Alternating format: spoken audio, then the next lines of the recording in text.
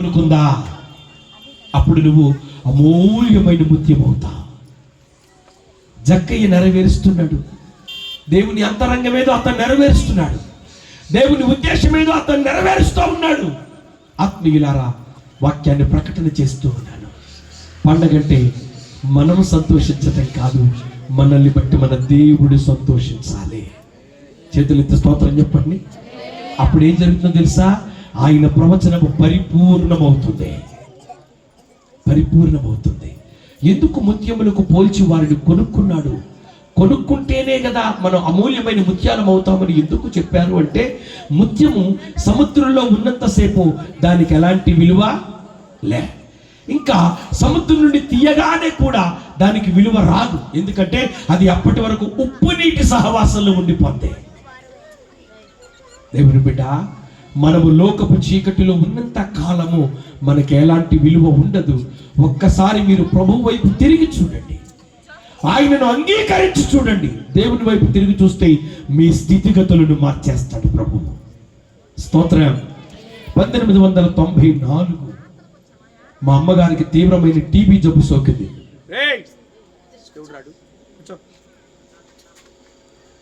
దేవునికి స్తోత్రం.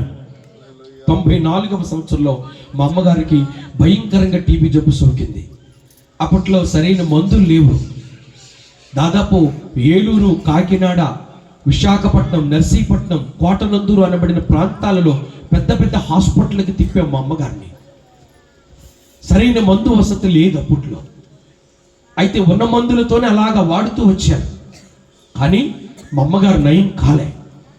99వ సంవత్సరం వచ్చేటప్పటికి మా అమ్మగారు అస్థి పంజరంలాగా మారిపోయింది. అంటే ఒంట్లో ఉన్న మాంసం అంతా కరిగిపోయినట్టుగా ఎముకలు లెక్కబెట్టే పరిస్థితికి వచ్చింది. ఆవిడ సపరేట్ మంచం, సపరేట్ కంచం, అక్కడే భోజనం. ఆవిడ ఉమ్మిని చోటుకు కూడా ఎవరు వెళ్ళకూడదు అని నియమం పెట్టారు.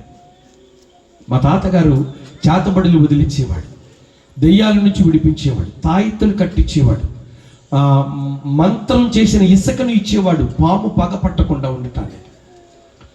భోజనానికి సరిగినటువంటి ఆహారం ఉండేది కాదు, కానీ భక్తికి మాకు ఎలాంటి లోటు ఉండేది కాదు. మా తాతగారు అంత బాగా పెంచారు. ఉదయ సాయంకాలపు సంధ్యా నమస్కారాలు లేకుండా ఏ విధమైన కార్యక్రమాలు జరగనివ్వటానికి ఒప్పుకునేవాళ్ళు కాదు. అలాంటి పరిస్థితుల్లో రోజు నాకే బాగా బాధ కలిగింది. ఎందుకంటే మా అమ్మగారిని బ్రతికించమని ఎక్కి దిగని గుడిమెట్లు లేవన్నట్టుగా తిరిగాం, మొక్కని దేవుళ్ళు లేనట్టుగా తిరిగాం, అన్ని స్థలాలకు వెళ్ళొచ్చాం. చివరికి ఏం కుదరలేదు.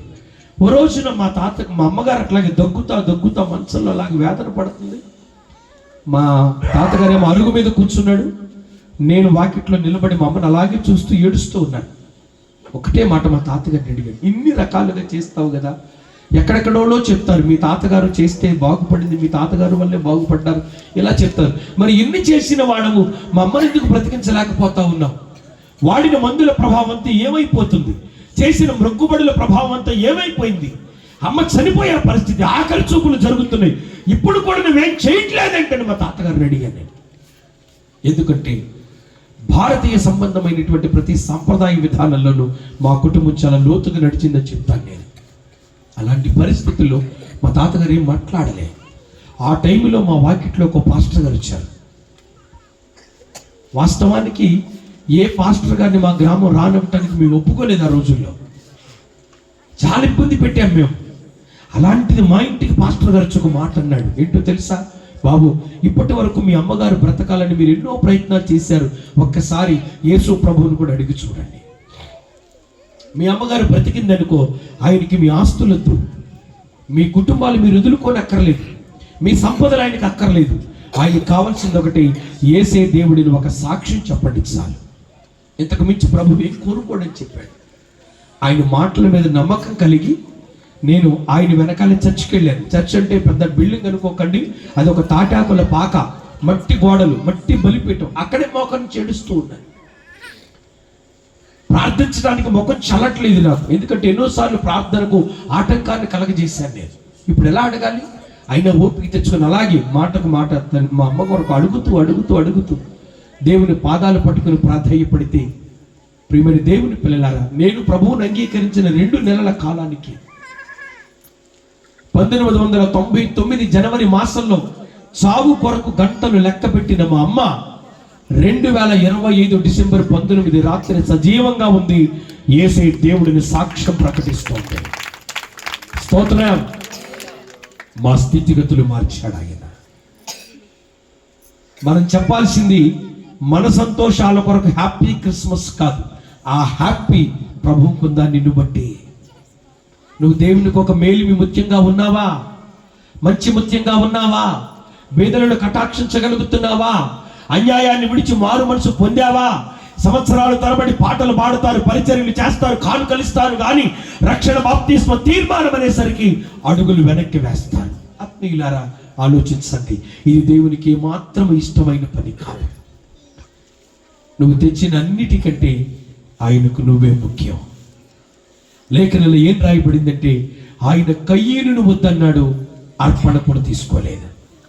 హేబేలును కోరుకున్నాడు, అర్పణ తీసుకున్నాడు.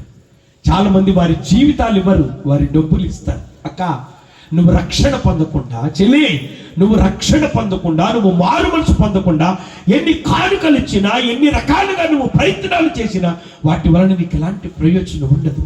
ప్రభువు కోరుకుంటుంది నీ ఆస్తులు కాదు, నిన్ను. చేతులెత్తి స్తోత్రం చెప్పండి. ముందు మనము దేవుని ప్రజలము కావాలంటే మారు మనసు పొంది యేసయ్యను పూర్తిగా విశ్వసించాలి.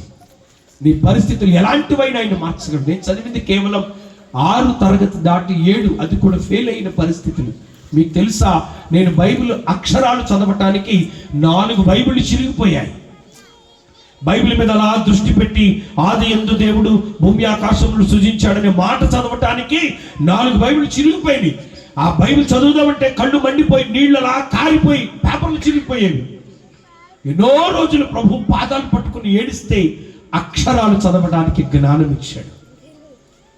పట్టకొస్తే అక్షరం లేని అజ్ఞానిని దేవుడి వాళ్ళ దేశపు సరిహద్దులను దాటి తీసుకుని వెళతా ఉన్నాడు. ఒక పూట తింటే 6 పూటల పస్తుల నుండి అనుభవం నుండి సమృద్ధి కలిగిన భోజనం చేయించటం మాత్రమే కాదు, అనేకులకు పెట్టే స్థితికి కూడా ప్రభు తెచ్చారు. దేవుని పిల్లలంటే పేదోళ్ళుగా ఉండిపోనక్కర్లే, దేవుని పిల్లలంటే లేనోళ్ళుగా ఆగిపోనక్కర్లే, ఏమండి చెదిరిపోయిన చుట్టూ మాసిపోయిన మొహం చిరిగిపోయిన బట్టలు వేసుకుని నేను తిరగక్కర్లా. నీ దేవుడు ధనవంతుడు. స్తోత్రం. యెహోవా ఆశీర్వాదము ఐశ్వర్యం, నువ్వు దీవించబడాలా. అదే సమయంలో నువ్వు దేవునికి సంతోషకరమైన జీవితాన్ని చూపించాలా. అప్పుడు నువ్వు దేవునికి ఒక మూల్యమైన ముత్యము అంటే గుణమునకు పోలిక. గుణవతి అయిన భార్య దొరుకుట అరుదు, అట్టిది ముత్యముల కంటే కొరతగినది. చేతులెత్తి స్తోత్రం చెప్పండి. కనుక ప్రభు దృష్టిలో మంచి ముత్యములుగా మనము మారిన నాడి మన ప్రభువుకు ఆనందం, ఆయన ఆనందమే మనకు క్రిస్మస్ ఆనందం. ఆయనకు ఆనందం ఇవ్వకుండా మనం ఈ పండగలు చేసుకుని, పాటలు పాడుకుని, సంగీతాలు తెచ్చుకుని, ఎన్ని ఏర్పాట్లు చేసుకున్నా నీ బ్రతుకు దేవునికి ఆయాసకరమైనదైతే ఆయన వచ్చిన కారణం నీ పట్ల నెరవేరలేదు. ముందు అది నెరవేర్చు. జక్కయ్య నెరవేరుస్తున్నాడు. ఇదిగో ప్రభువా, నేను ఎవరి యొద్దనైనా ఏదైనా అన్యాయంగా తీసుకుంటే ఇప్పుడే, అంటే నా బ్రతుకును మార్చుకుంటున్నాను అన్నాడు. మారు మనసు పొందాడు. 2 వాక్యాన్ని నెరవేరుస్తున్నాడు. నా ఆస్తిలో సగం అమ్మి బేదలకు ఇస్తా. కానీ ఇప్పుడు నేను చెప్తున్నాను, మీ ఆస్తులు అమ్ముకోనక్కర్లా, బేదలను కనికరించండి. మీ అంతస్తులు వదులుకోనక్కర్లా, మీ బ్రతుకులు మార్చుకోండి. అదే మీరు ప్రభువుకి ఇచ్చే ఘనమైన బహుమానం, నిజమైన క్రిస్మస్ ఆనందం. దాన్ని అనుభవపూర్వకంగా తెలుసుకోవటానికి ప్రయత్నం చేసి ప్రభువును సంతోషపెట్టండి.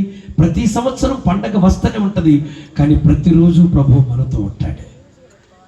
ఆయన మనతో ఉండడం ప్రధానం. ఆయనను సంతోష పెట్టడంలోనే మనము మన ప్రవర్తన ద్వారా ప్రభువును కనపరిస్తే ఆయన ఈ లోకానికి వచ్చినందుకు మనం ఇచ్చే నిజమైన అర్పణ అది. దానిని బట్టి ప్రజలందరికీ ఇది సంతోషకరమైన సువర్తమానం అవుతుంది. ఆ స్థితికి దేవదేవుడు మనల్ని నడిపించును కాక. అందరూ తరచు కళ్ళు మూసుకోండి, ప్రార్థన చేస్తాం.